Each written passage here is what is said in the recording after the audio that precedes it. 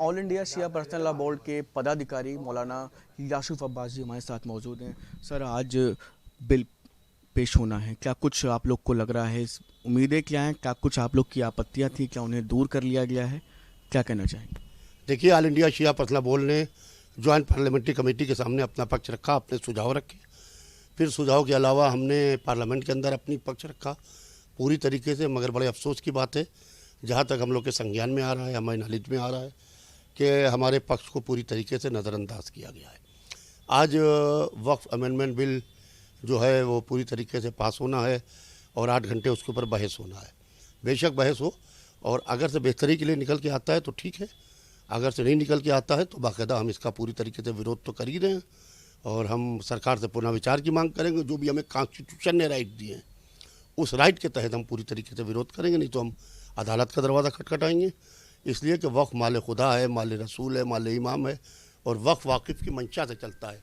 वक्फ हमारे आपके हिसाब से नहीं चलता है कि हम आप पूरी तरीके से वक्फ को चलाना चाहें तो नहीं चलता। वाकिफ़ की जो मंशा है, जिसने वक्फ किया, जिसकी प्रॉपर्टी है, उसकी मंशा के हिसाब से चलता है।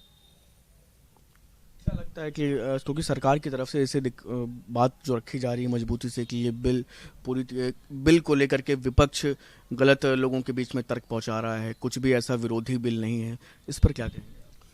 देखिए, विपक्ष क्या कर रहा है, क्या नहीं कर रहा है, कभी हमने विपक्ष की नहीं सुनी। हमने सरकार की जो सत्ता में है, जो सरकार चला रहे, हमने उनकी सुनी है।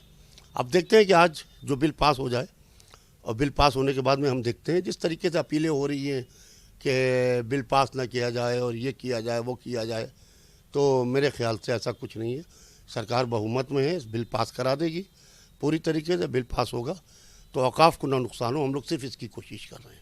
अलग अलग जगहों पर कल ही से ही पुलिस की तरफ से, उत्तर प्रदेश पुलिस की तरफ से संवेदनशील इलाके हैं जो प्रदेश भर में, वहाँ को लेकर के अलर्ट जारी किया गया है कि किसी भी तरह से उपद्रव या ऐसी स्थिति ना बने, क्योंकि अलविदा की नमाज और फिर ईद की नमाज में देखा गया कि लोग काली पट्टी के साथ प्रदर्शन कर रहे थे। ऐसे में प्रदर्शन उग्र ना हो, इसको लेकर के आप कुछ कहना चाहेंगे? देखिए, जहाँ तक कि काली पट्टी बांध के प्रदर्शन कर रहे हैं, चाहे अलविदा हो, चाहे ईद हो, चाहे रमज़ान हो, इसमें पब्लिक रहती है, इसे प्रदर्शन करते हैं। मगर कॉन्स्टिट्यूशन ने जो राइट दिए हैं आपको, उसके तहत प्रदर्शन कीजिए। ऐसा प्रदर्शन ना हो कि अगर से वक्फ का बिल आपके ख़िलाफ़ आया तो आप नारे लगाते हुए सरकारी इमारतों को, घरों को, पब्लिक को नुकसान पहुंचाते हुए आगे बढ़ते चले आए, तो ये मेरे ख्याल से बिल्कुल गलत है।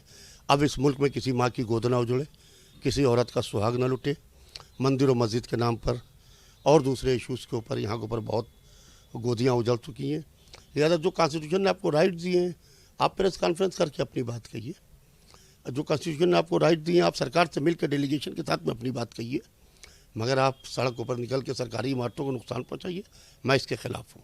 बहुत बहुत शुक्रिया। ये थे हमारे साथ मौलाना यासूफ अब्बास जी, जिन्होंने साफ तौर पर बताया कि इस बिल में जो आपत्तियां थी उनको फिलहाल दरकिनार किया गया है, लेकिन आने वाले दिनों में जो भी संभव प्रयास होंगे वो ज़रूर उनकी तरफ से किए जाएंगे। वीडियो जर्नलिस्ट सैफुल हसन के साथ शुभम पांडे, न्यूज़ नेशन, लखनऊ।